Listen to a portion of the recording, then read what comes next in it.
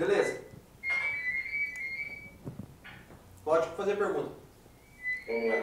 Sim. Então, a questão é a seguinte: por que é que você acha que esse sistema que tem repúblicas federais, digamos assim, basicamente só existe aí em Ouro Preto? Eu sei que tem Mariana também, mas em outros estados brasileiros, em outras capitais, ou cidades até mesmo distantes das capitais, que poderiam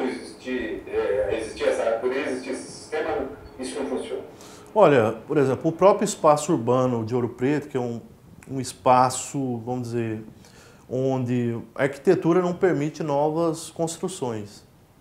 Então você tem que ter aquilo. Lógico que lá no Morro do Cruzeiro existem várias casas que foram construídas e que estão sendo destinadas para estudantes que querem pagar o aluguel. Eu falo assim, desde o início desse sistema de repúblicas, onde a cessão de imóveis, de uma forma generosa para os estudantes, foi, vamos dizer, foi iniciado, e depois, nos anos 40, com a criação das casas do estudante da Escola de Farmácia, a casa do estudante da Escola de Minas, inclusive com doações, por exemplo, 2 repúblicas foram construídas com recursos do Grupo Votorantim.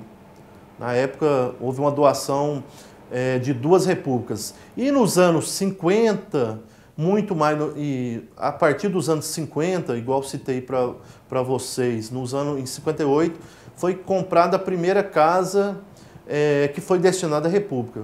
Então, nos anos 60, dezenas de imóveis foram adquiridos, principalmente pela Escola de Minas de Ouro Preto, que depois foi incorporado ao patrimônio da Universidade Federal de Ouro Preto. Então, são dezenas de casas que até hoje fazem parte do patrimônio. E desde quando elas foram destinadas às repúblicas,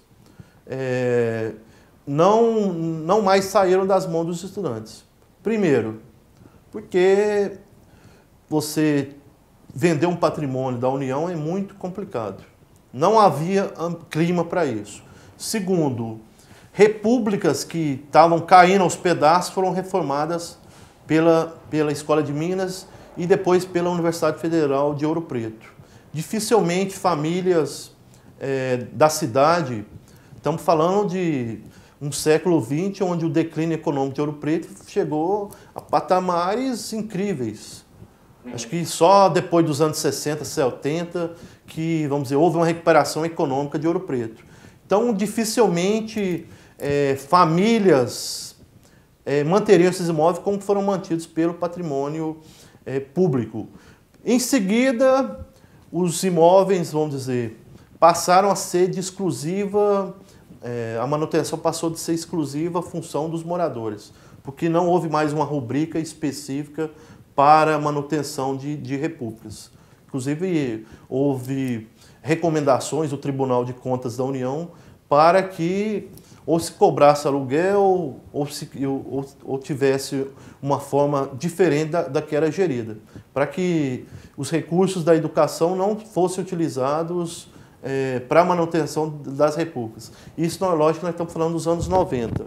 Mas eu acho que essa formatação inicial de muitas casas já, vamos dizer, permanentes, já destinadas, sem nenhuma forma, vamos dizer, de mudança desse modelo, permitiu, vamos dizer, a formatação de um modelo bem, vamos dizer, bem, com muito êxito, onde as próprias repúblicas particulares, que são repúblicas alugadas pelos estudantes, passaram, inclusive, a utilizar o mesmo padrão das repúblicas federais. Inclusive, tem repúblicas particulares que dão muito mais trote do que as repúblicas federais.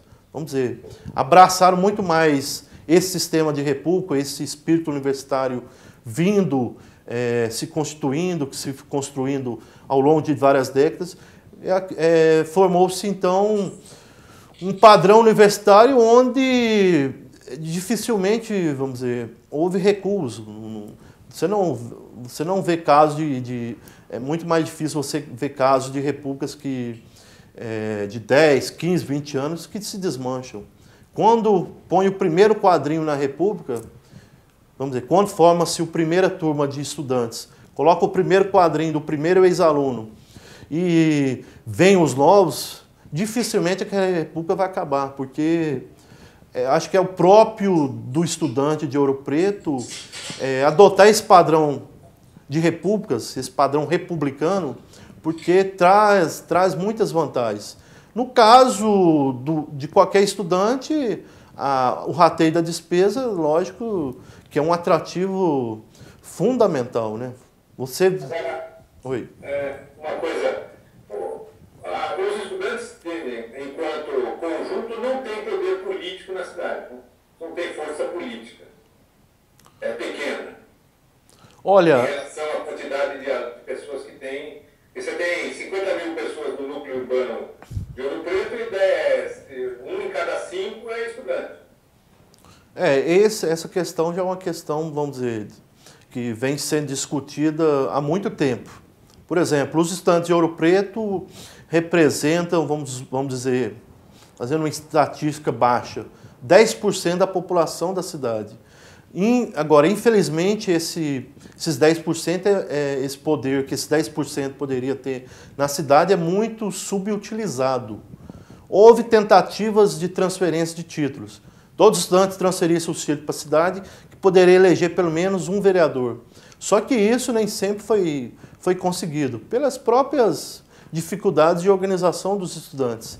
Que eu sempre digo, às vezes os estudantes vivendo, principalmente nas repúblicas públicas, vivem numa zona de conforto incrível. Isso, vamos dizer, atrapalha, vamos dizer, a organização política dos estudantes, porque fechado dentro das repúblicas, eles conseguem, junto aos ex-alunos, fazer tudo que é necessário, tudo que é preciso. Inclusive, nos relatórios de 64, aqueles relatórios de crime contra a segurança nacional, eles falaram que Ouro Preto, isso é análise de quem fez os inquéritos. Aí tem uma frase interessante: os aluguéis que beiram a beira da morte, a vida ali em Ouro Preto, você vê Ouro Preto, era muito caro. E isso levava os estudantes a um estado de revolta que os faziam sair da questão, vamos dizer, católica, apostólica, romana, aquele ambiente próprio de Ouro Preto, né, conservador, etc., e ligarem-se mais ao materialismo pagão. Então, os militares fizeram essa análise, né, os inquisidores daquela época, que a vida difícil do estudante de Ouro Preto levava a um estado de revolta. Mas não é bem assim, porque os estudantes de Ouro Preto vivem muito bem, com muito poucos recursos. E acredito que a Universidade Federal de Ouro Preto, junto com a Fundação Gorsex, acredito que é a universidade que mais oferece assistência estudantil no Brasil, porque bolsa alimentação, bolsa trabalho, moradia, que você só tem um custo mínimo ali de manutenção da casa, né? Você não paga aluguel. Isso faz com que os estudantes visem uma zona de conforto incrível. Infelizmente, gera um conformismo muito grande. Eu acho que quando as coisas eram muito mais difíceis, eles lutavam. Inclusive, é importante salientar nesse depoimento que o sistema de moradias que nós temos hoje é luta de gerações, de várias gerações, inclusive para a compra dos prédios. Houve uma cobrança muito grande, protestos, os estudantes acamparam na Praça de Tiradentes, 68, pedindo a compra de imóveis, porque havia também uma resistência por parte da escola em comprar tantos imóveis, porque havia muito dinheiro no orçamento da escola que não era muito bem empregado. Então foi uma forma da escola, vamos dizer, dar uma satisfação aos alunos. Nós vamos comprar casas que serão incorporadas ao patrimônio da escola e vamos tentar diminuir o déficit de moradia universitária na cidade. Então assim foi feito. Foi construído todo um sistema onde as repúblicas passam a fazer parte, vamos dizer, da vida universitária. Fazer parte também dessa expectativa dos estudantes quando saem de suas casas. Eu quero morar numa república, porque as repúblicas são muito mais atrativas. Você vive numa ajuda mútua significativa. Você não vai ter tantas dificuldades se você morasse num outro tipo de moradia. Então, os estudantes já alimentam uma expectativa de moradia em república, porque sabem que vão encontrar a república já toda montadinha, toda uma infraestrutura já construída e todo, vamos dizer, um espírito universitário vamos dizer, de relação com o outro da melhor forma possível, da melhor forma harmoniosa que é possível. Então já existe toda uma cultura estudantil relacionada ao Ouro Preto, onde morar em repúblicas é um atrativo e é um diferencial, inclusive quando você vai para o mercado de trabalho. Aprende-se muito convivendo com os outros colegas, aprende-se muito administrando uma casa, de todas as suas formas que são necessárias. A questão do próprio dia a dia, de pagar as contas, de manter a casa em pé, de dar uma resposta aos ex-alunos. Você tem que dar resposta a quem conseguiu aquela casa, ou a quem que morou naquela casa em anos anteriores. Então existe, vamos dizer, uma reciprocidade entre os estudantes da graduação, os estudantes que são os atuais moradores, com os ex-alunos. Isso gera, vamos dizer, um atrativo para quem quer morar e quem quer viver uma vida mais solidária, né, ali e tal. Mas, politicamente, os estudantes, infelizmente, só saem às ruas, só saem do conforto de suas casas, de suas moradias, quando lhe convém. Infelizmente, hoje, no caso, vou citar um exemplo assim, mais específico. Os estudantes se mobilizaram em as repúblicas quando houve muitas denúncias em relação ao mau uso do espaço, por exemplo. Muito espaço ocioso nas repúblicas. Muitos estudantes, às vezes, tendo que alugar casas, enquanto nas repúblicas públicas, repúblicas da universidade, haviam vagas sobrando. E também a mudança dos requisitos também, que é fundamental a gente falar.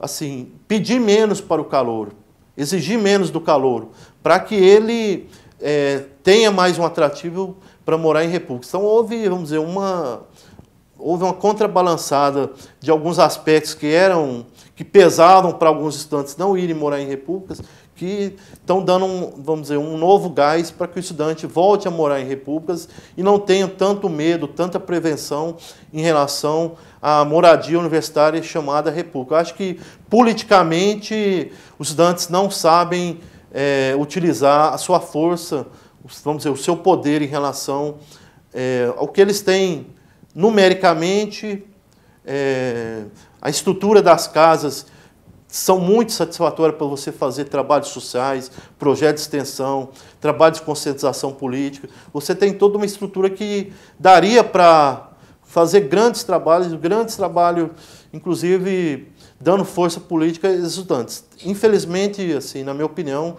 é algo muito subutilizado. Os estudantes ainda... Oi. Só um segundo só. Sim. Porque o tema é muito amplo, né? Aí...